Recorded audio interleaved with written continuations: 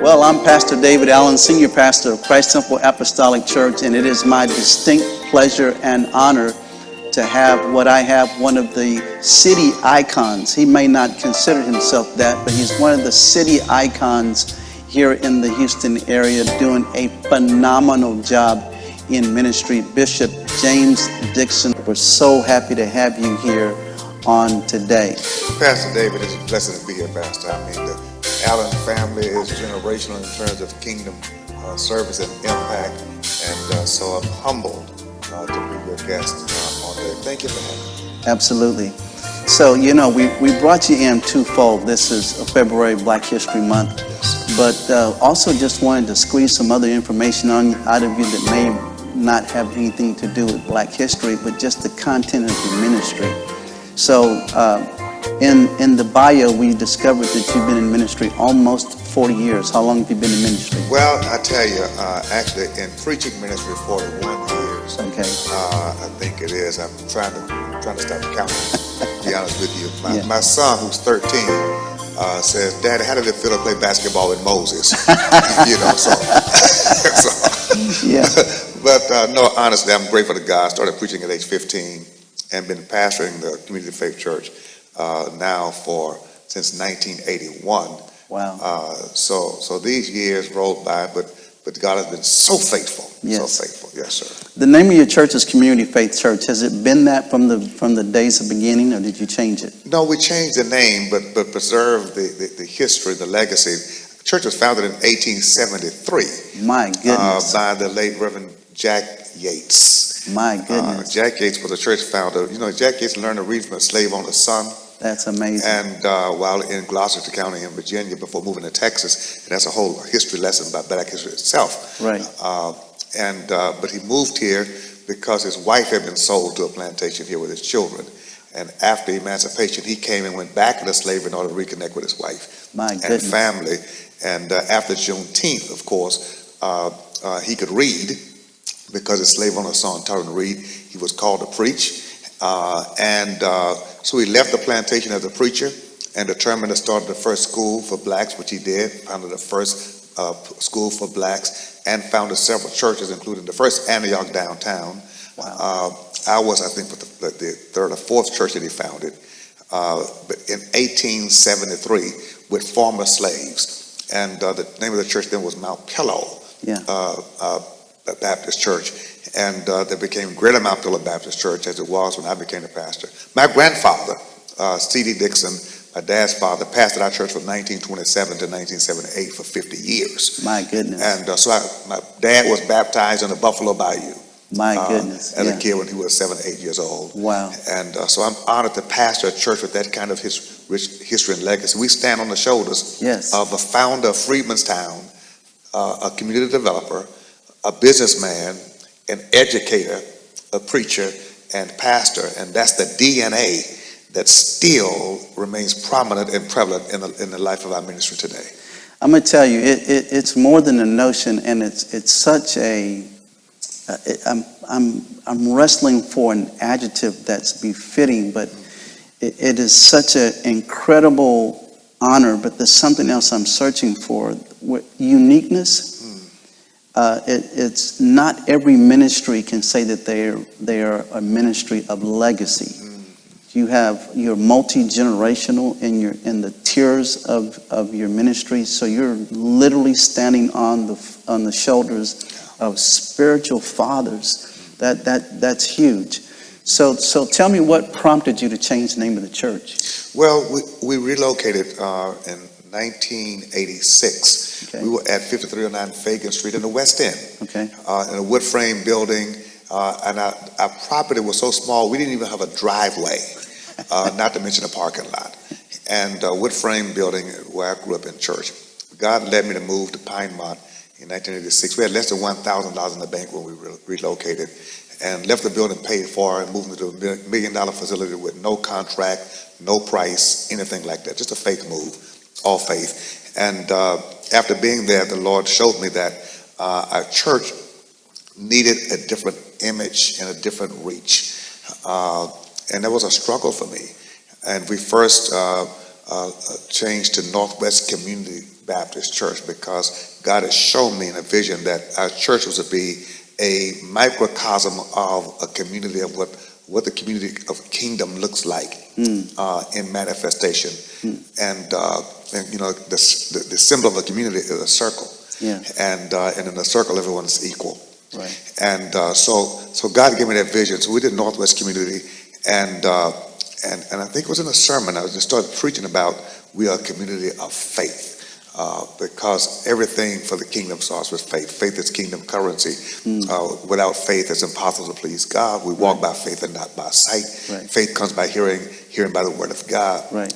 You cannot transact anything without faith as it relates to God and the kingdom of Christ. Yeah. And that stuck.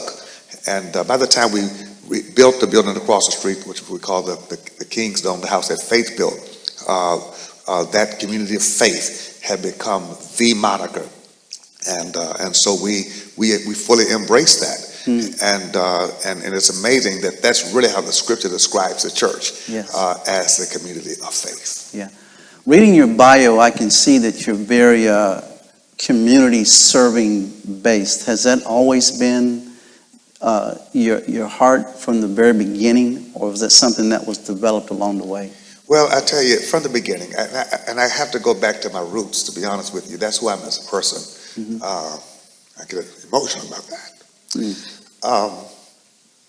My parents and grandparents always served, and I have to give them credit. My maternal grandparents was Titus and Victoria Barnes at Carl Barnes Funeral Home. Carl Barnes was my great-grandfather on my mother's side. Oh, my grandfather, Titus Barnes, barbecued a lot. I cook a lot now, but he never barbecued enough just for the family, always for the neighbors. And so while he was cooking and barbecuing before we would eat, he would say, take this down to Miss Jones, and take this down to Allen to Cousin Mag, take this across the street, right. Take this to Miss Flamer, and always giving. The same was true with my paternal grandfather and grandparents, C.D. Dixon and Velma Dixon. Take this across the street. And take this next door. Always about serving and making a difference, making an impact. And in my very early days as a pastor at age 18, we didn't have much at all, to be honest with you. And I remember sitting in my office saying, God, what do? I don't know what to do. Yeah. And I had two epiphanies. One, the Lord says, serve the community. So I just started buying groceries and taking them around the corner to the senior citizens. And then that expanded to 2 people with me, 3, 4, 5 people. We served 4th Ward, all around the West End. And then I started cooking with the members once a week to invite the senior citizens over for a hot meal. Gotcha. So that's in the DNA of who we've been. Yeah. But yes, when the Lord gave me the vision, actually God showed me our church building that we're in now, showed that to me while I was still on Fagan Street in a little wood frame building. I drew it on a piece of notebook paper sitting in an IHOP using a cup and a saucer to draw the circles. Is that right? Never knew where it was going to be and when and how. Right. But the Lord always showed me that the church should be extroverted, not introverted, salt of the earth, light of the world. And no church is relevant if its community context doesn't change because it's there.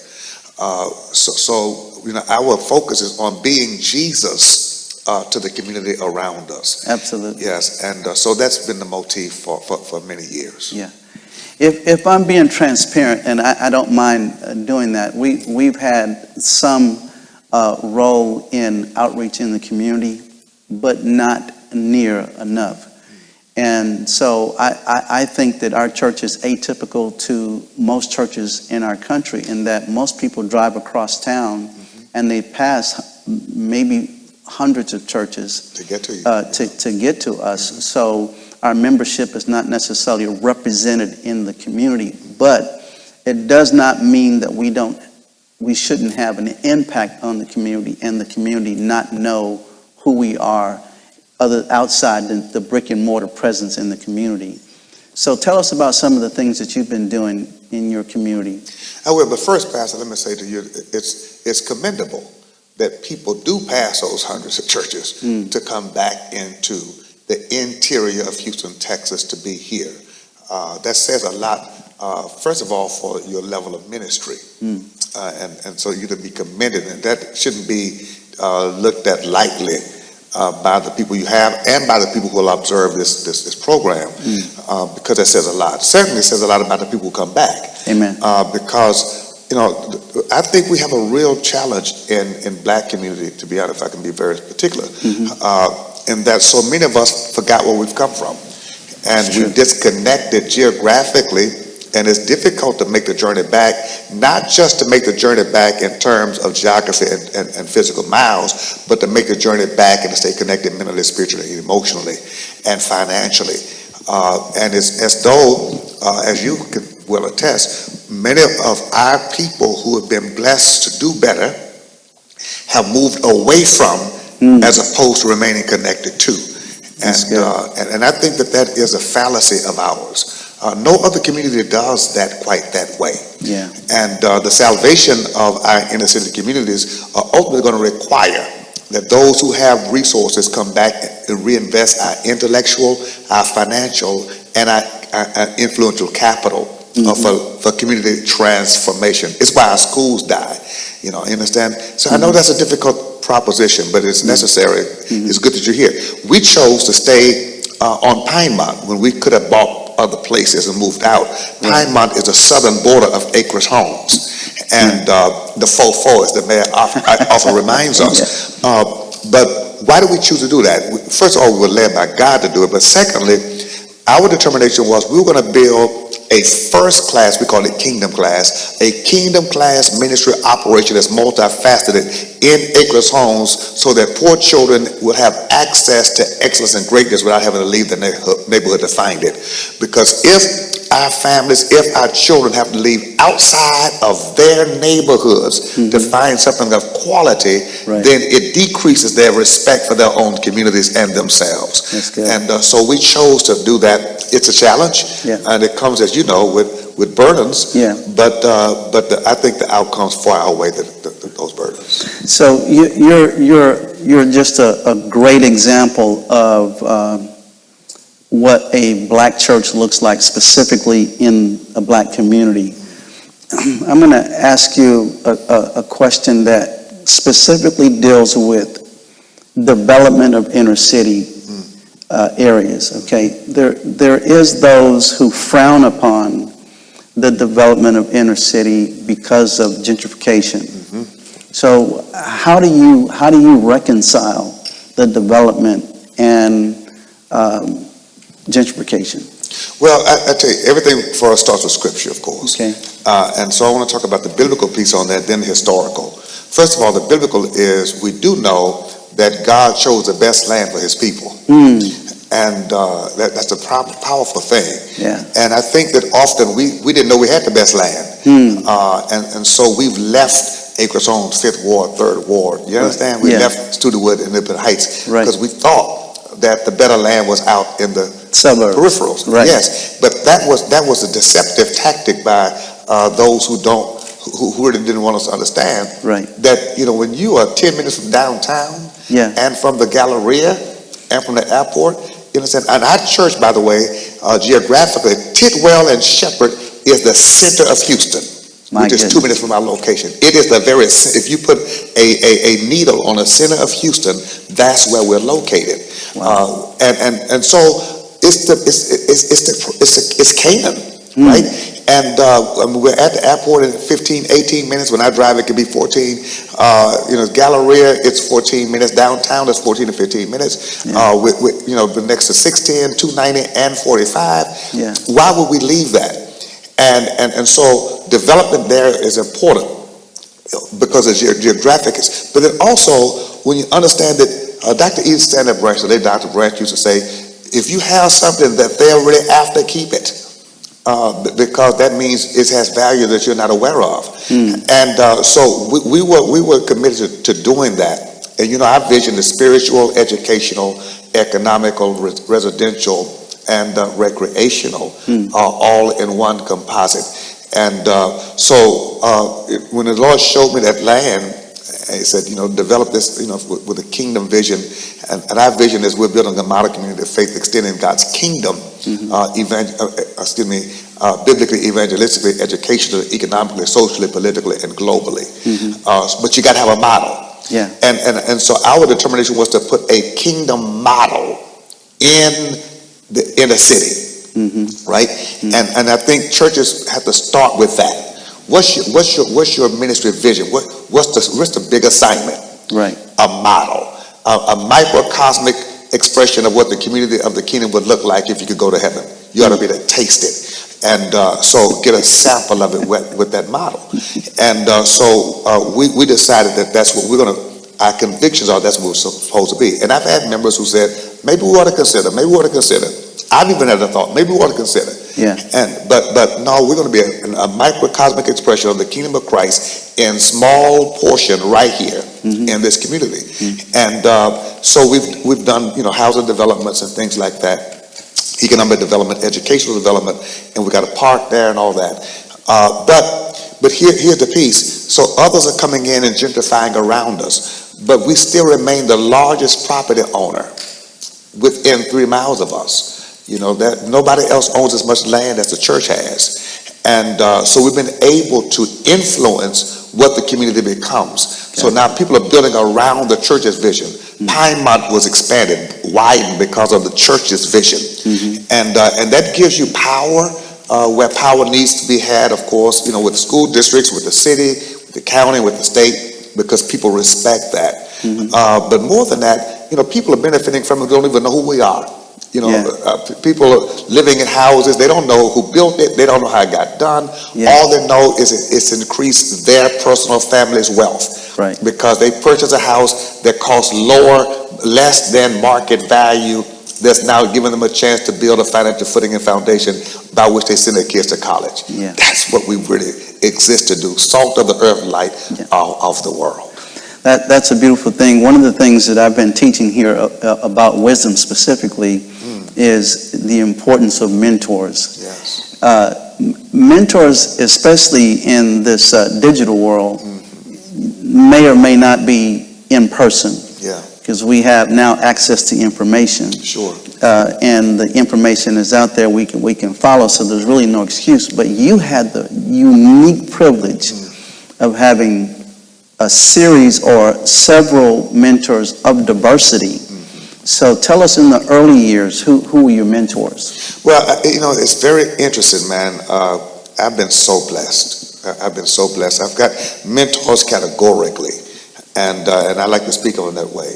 And let me go back. So early on, when I started pastoring at age 18, Pastor C.D. Daniels at Greater Jerusalem around the corner took me under his wings and became a personal father in the ministry. I actually joined Greater Jerusalem as a pastor myself because I needed a pastor. Right. And he nurtured me in ways. And at that time, again, our church was a wood frame building. Our property was 5,000 square feet, and the building set aside of that.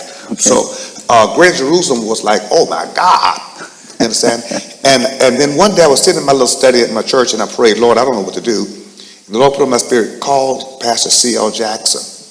I dialed his number, 713-228-5470. I remember to this day, I was 18 years old. I got the phone book, the yellow pages back then, called his number. His niece Janice, who's still over there, answered the phone. May I help you? My name is James Dixon. I need to speak to Pastor C.L. Jackson. He's busy. Well, I need to come and see him. He's not available today. I'm sorry, you have to call back another time. The Lord said, I didn't say call him, go see him. I got up out of my chair, drove to his church, sat outside of his office until he could see me. And he was rushing to go to an appointment. He said, young man, who are you? I told him who I was. He said, what can I do for you? I said, I need your guidance. I need your direction. And he spent 4 hours with me that day.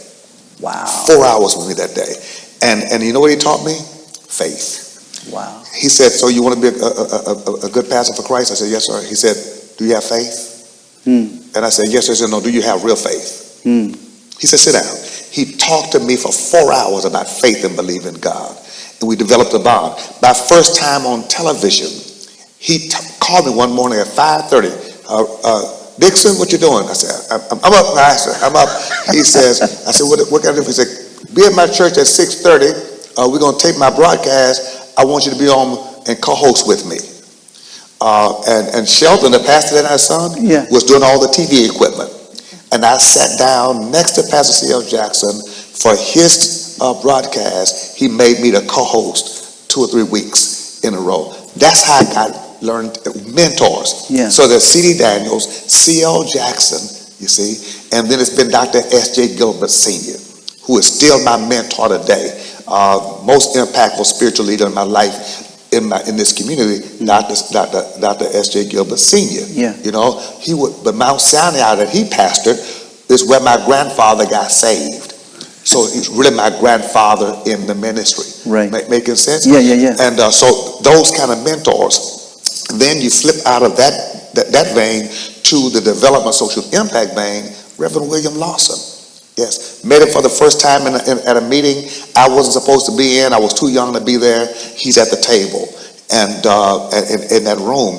And I remember how much people respected him. Yeah. And he took me under his wings and taught me social impact, how to be responsible, how to show integrity, how to be humble. Most humble man you've ever meet. My goodness. And yet most influential. Yeah. So those kind of individuals. Then you add to him Dr. F.N. Williams, you know, a social justice activist, Antioch Church around the corner from us. And then outside of Houston, I took our church to New York, and for a trip, we met with Dr. Floyd Flake in Jamaica, Queens, New York, the late Dr. Y.T. Walker, who was in Harlem, and then Dr. John Ray Youngblood. Mammoth works in terms of community redevelopment, economic development, and social impact with a justice motif. And so it expanded my vision. And I tell people, exposure expands expectations. If you say that around anywhere in my church, anybody knows exposure expands expectations. I want you to pause just for a minute. I need you to pause just for a minute. I'm sorry. Look into that camera and explain what you just said. Exposure, what? Expands expectations. Now break it out. Well, but let me say this. There would be no Timothy without a Paul, right? You got to see something. Exposure expands expectations. One piece I left out of this puzzle is that I never shall forget, Dr. C.L. Jackson introduced me to Dr. Ed Young, right? And, at Second Baptist. Yeah. And he said, Dixon, go with me over to a meeting at Second Baptist. And I never said no. And this is what I want to get across to young people who are listening. You see, a mentor is somebody you submit to, not somebody you watch. And so many people want mentors that they don't have to submit to. They just want to steal from what they see. But anointing is transferred. Come on now. Through trust. So if you never submit, you can't be trusted. If you can't be trusted, the transfer will never make it. And that's why there's so many artificial people running around talking about they got something. But anyway, so he took me to meet to a meeting. Dr. Young was there. I'm at his church. And that's my first time seeing anything like that, right? So you know what I did? I used to drive to Second Baptist Church at night, 10, 11, 12 o'clock at night, park my car on the parking lot, sit for hours, looking at football fields and baseball fields and 3-story buildings and all. I just sat there. And the first night, the security came to ask me, who are you? What are you doing? Yeah. I told them who I was. They literally called in and ran it up the pole. And so Dr. Young, they gave them clearance. Anytime I'm there, don't bother me. I would sit for hours. And you know what my prayer was? Lord, are you the same God on Fagan Street where I am that you are on Woodway? Because if you're the same God that I preach about, that they preach about, then I'm going to believe you to do something big for me. That's exposure expands expectations. When I was a junior in high school, I was at Waltrip High School. I was a quarterback. Now, I was supposed to play professional football. Just understand. I was supposed to play football, right? But I started the Fellowship of Christian Athletes Club at Waltrip. Yeah. I never shall forget Minister Rick Owsley, who was the youth pastor then at First Baptist on Katy, you know, the big church on Katy. Yeah. Came to our school to meet with us about a big youth event they were having. I'm in high school. I went to that event. No other players went but me. And I never forget driving up to the event, I saw police officers directing traffic. I saw, this multi-story, $25, $30 million building. I I never seen anything like that, but exposure expands expectations. I met John Bazzano, Dr. Bazzano, who was the pastor then, on the first night, on Tuesday night, and he said these words to me. He said, James, I know we just met, son, but I feel something in your spirit. Can you come back tomorrow night? I want to put you on program to speak. And I went back. I didn't go there Wednesday. I went there Thursday night, and because I couldn't miss my own choir rehearsal at my church, right? But I went there Thursday night, sitting on that stage. You know, this place, thousands of people. I've never seen anything like that in my life. Exposure. And he put me up to speak. He said, I'm going to give you 10 minutes because we have a main speaker. I shared my message, my little testimonial message, and hundreds of kids gave their life to Christ that night. And that night, I prayed on that stage, Lord, if you ever make me a pastor, I want a church like this. Wow. I want to do ministry like this. Exposure expands expectations. And that's why I want to say to you, whoever we're talking to, whether it's in business or in education or in ministry, it's exposure. My parents exposed us to things. And I didn't know they couldn't afford it then. You know, I was just a kid. Yes. But I remember them taking us out to Fisherman's Wharf seafood restaurant on South Main. Come on now. You understand? Yes, sir. And they took us there. I didn't know then they couldn't afford it. Yeah. Exposure. Yes. Expands expectations. And so I just want to say that to you. And it's a principle that we teach every generation at the Community of Faith Church. And so even when we can't typically afford things, we make those things happen so that our kids will see greatness and excellence. For them it becomes common and natural, and anything that's common and natural becomes an expectation that's achievable. That's right. So you've got several things going on. You're active in the community, you're serving the community, you're developing the community. And because of the development, which is really the core of where you are, that's attracting other developers who may be involved in gentrification. You have a hub there that is central. It's the Lighthouse. Mm-hmm. Okay, you've got all that going on. Then, as I'm hearing some of your mentors, we have Dr. Lawson, who in my opinion, when you look at him as a social activist, he's not a Jesse Jackson. He's not a Al Sharpton. But yet that's who God linked you with, but you've had exposure to all of them.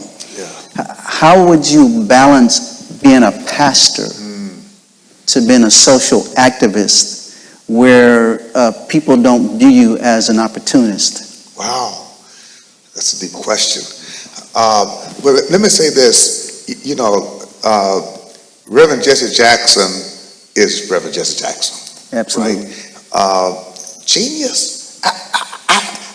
I just did a piece Sunday, and I'm gonna finish it this coming week.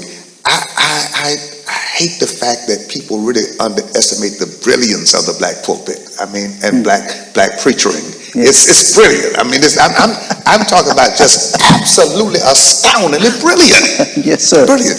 And but Reverend Jesse Jackson is just incredibly brilliant. Yes, sir.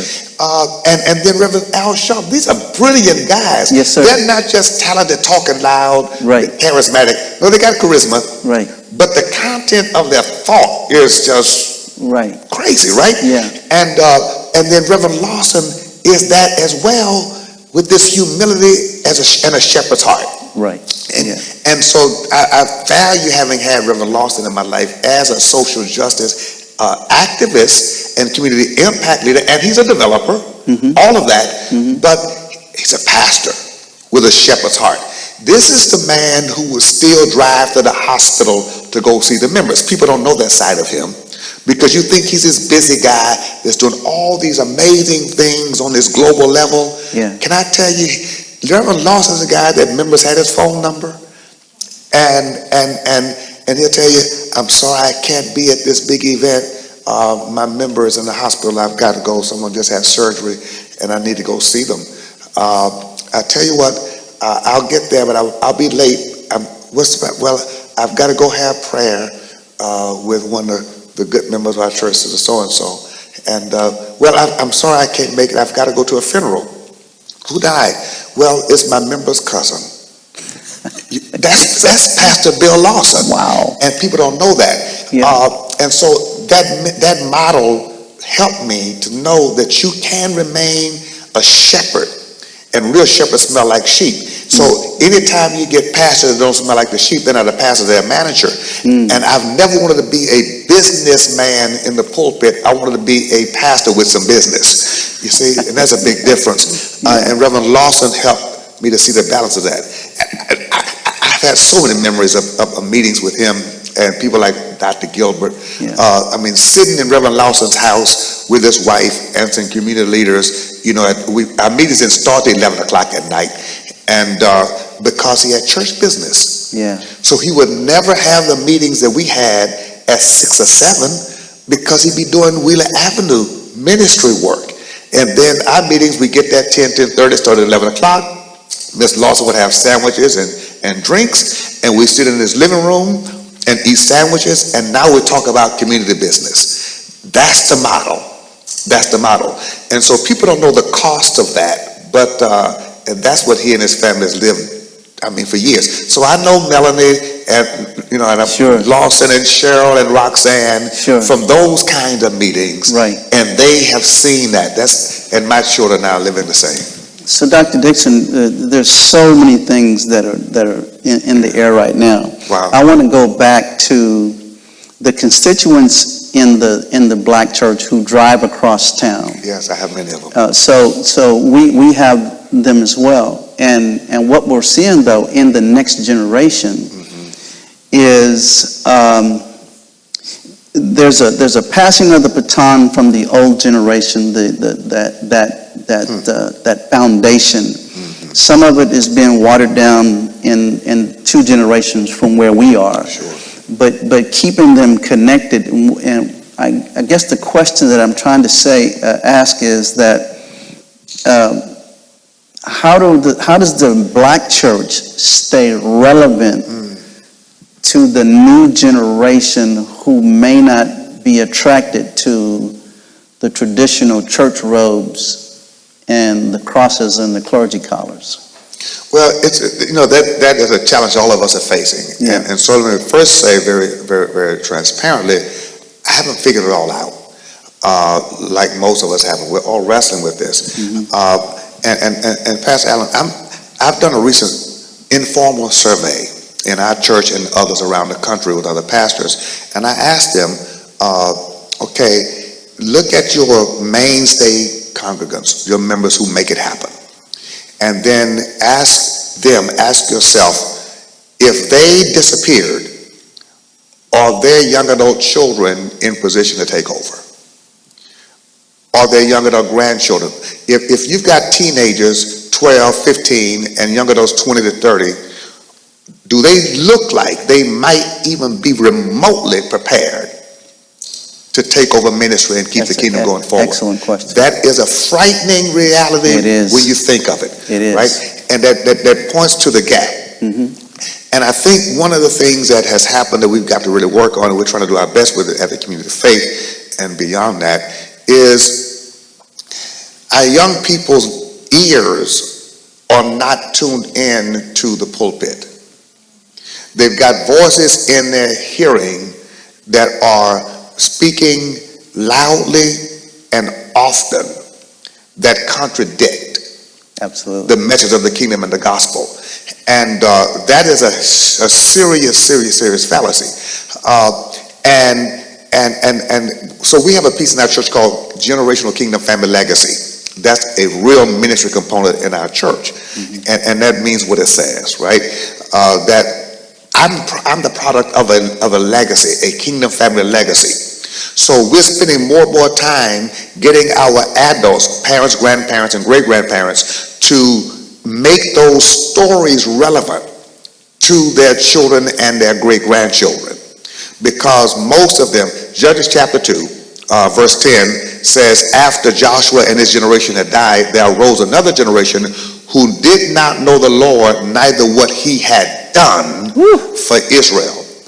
And that generation forsook the Lord and served the Baals, and they provoked God to anger because they forsook the Lord and served the Baals and the Ashtoreths, and God gave them over to their enemies who plundered them.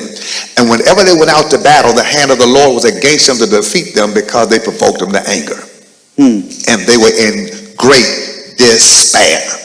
That's Judges chapter 2. Yes. And so that's a man.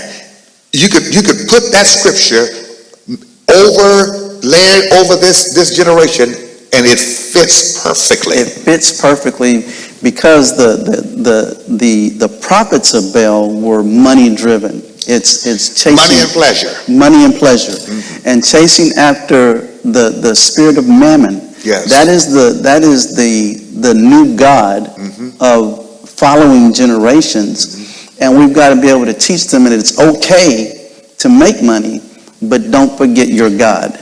It's okay to make money as long as money doesn't make you. There you go. And so what the enemy has done very cleverly, right? So we're dealing with humanism, pluralism, but we're also dealing with what I call iconism. So the world has made these iconoclastic images so large and so influential that whatever they do, younger generations buy into. Whatever they say, whatever their values are. Right. And so, when I was a kid, my heroes, first of all, my hero was my daddy at my house, James Wallace Edwin Dixon Sr., right?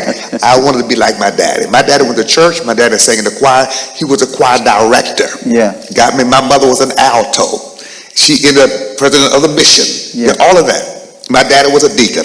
All right, so, and he's still my hero. So I had a hero in my family. My grandfather was a pastor on one hand.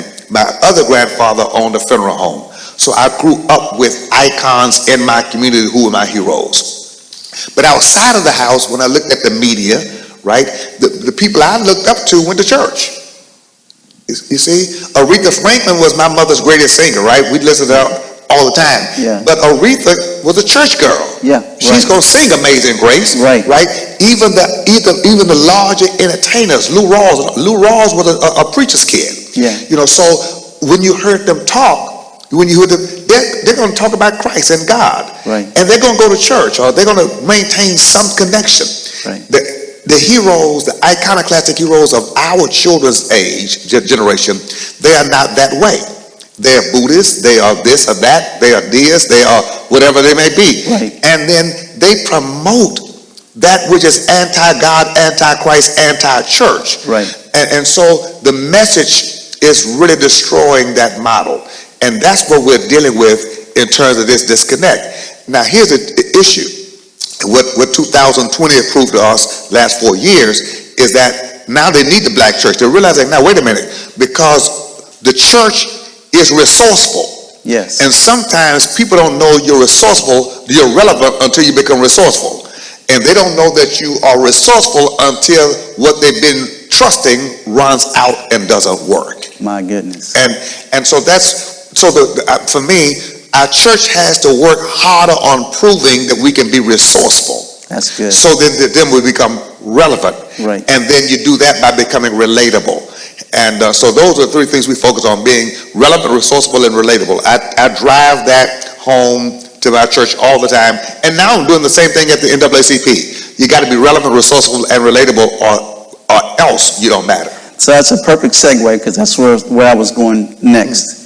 With everything that you've been doing in the last 38 years and just the privilege of having such great mentorship, now you're standing on large platforms and God has expanded your voice. And so your recent appointment is the president of the Houston chapter for the NAACP. So I just want to say congratulations to you on that.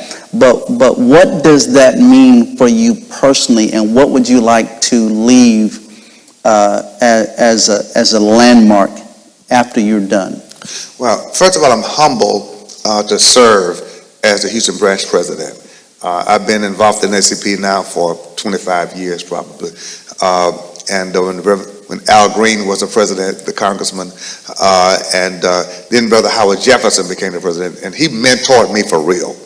Oh God, and I got stories about things he's taught me long before that. So now, having served, I keep telling younger generations, Serve, you have to serve, man. serve. You have to serve. Please serve. Yeah. But to serve, you got to submit. Yeah. Right. And so I'm honored and humbled to have this position. The NAACP is the oldest civil rights organization in the nation. Second only to the Black church. And so I'm honored to serve it. We have a great opportunity. We do a lot of work. Our major role is advocacy, and so we're really going to be active in terms of being advocates. We're working on social justice, criminal justice, economic justice, education justice, health justice as well. And so we've got those components that we're really working on in alignment with the national NAACP.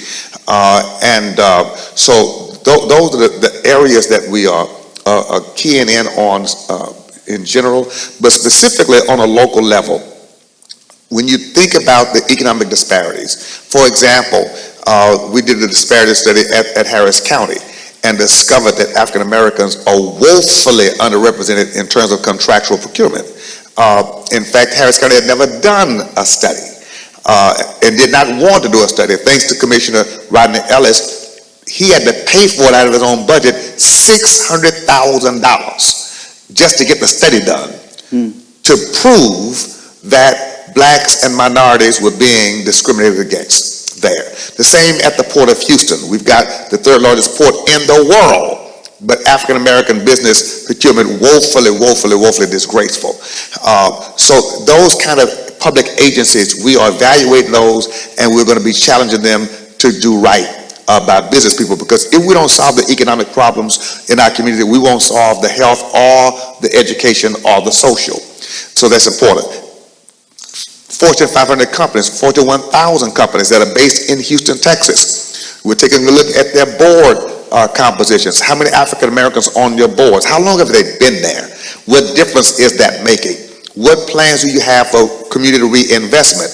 We buy a lot. We are consumers. But that largesse that those corporations earn on our consumerism seldom come back to our community in terms of community reinvestment. So why are our schools crumbling when we make HEB rich, or Kroger rich, or Shell, or Exxon? We're the energy capital of the world, and we are contributing to their coffers through our consumerism, but it's time for us to get more than a banquet table once a year.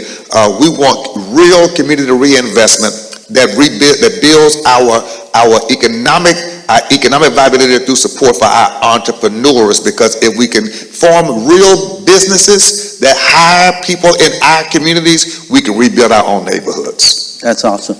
So, in my close, what would you say is a good partnership, and I think you've just described it, with the Black church and the work of the NAACP? It almost sounds like a rhetorical question, but should they be integrated or separate, or is it impossible to separate them?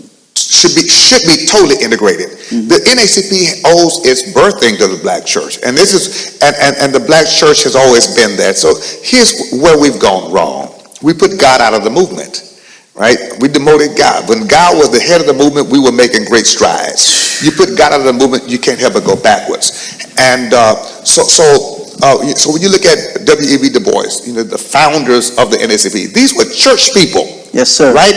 They loved Jesus. Yes, sir. And so the NAACP met at the church. Everything that we ever have done that's truly been progressive has come out of the Black church.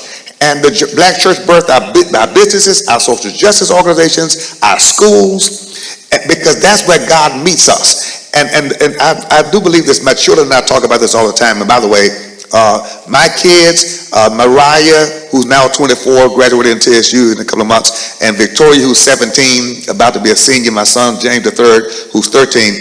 You think I'm an activist?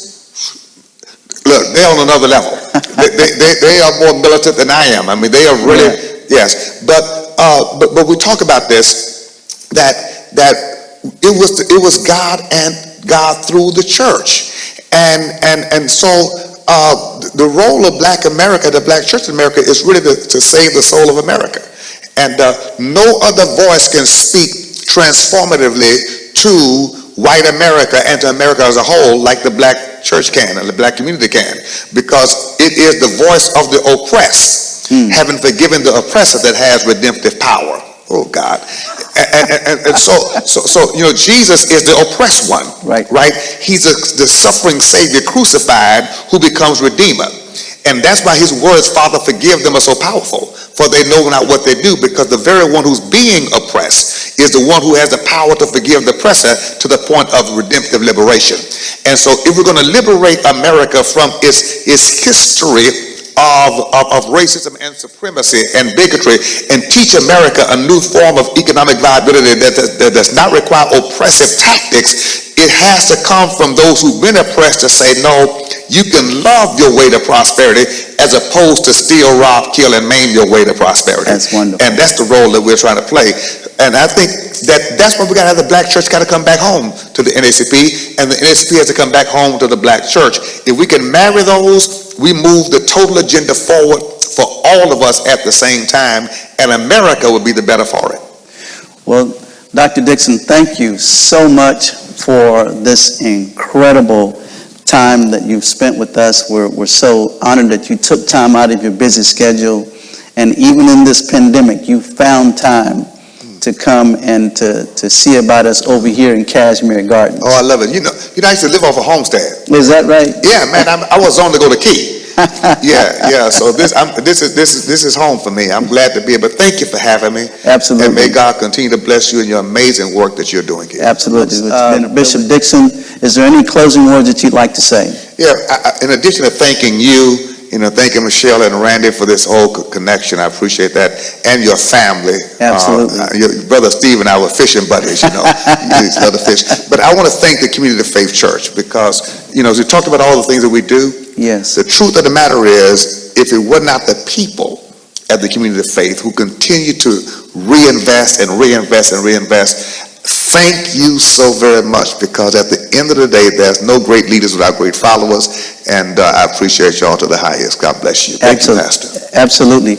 I just want to say, God bless you to everyone that's been listening. I'm going to tell you again that you need to sit up a chair, pull up a notepad, because there's so many rich nuggets that have been given here on this interview. We want to get him back, but I hope that you're inspired to understand our presence in the Black community, and to be stirred and inspired to get more involved and to make an impact. Again, I just want to say God bless you, and thank you to Bishop James.